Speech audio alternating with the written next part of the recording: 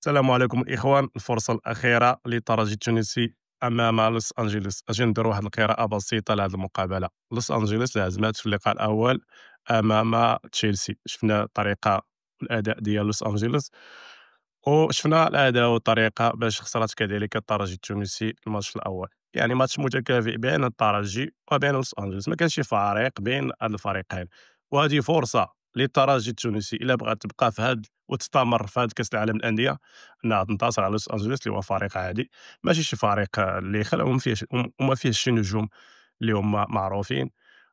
بالعكس الترجي التونسي فيه نجوم مثل البلايلي، يعني هو باز فرق اوروبيه وعنده تجربه. بالامكان فريق الترجي الا استفد من هذا اللاعب انه ينتصر في هذه المقابله. مقابله في المتناول، وهذه الفرصه الاخيره للترجي التونسي للبقاء في كاس العالم للانديه. ما هي ارائكم وكيف ستكون هذه النتيجه؟ ودائما تحياتي.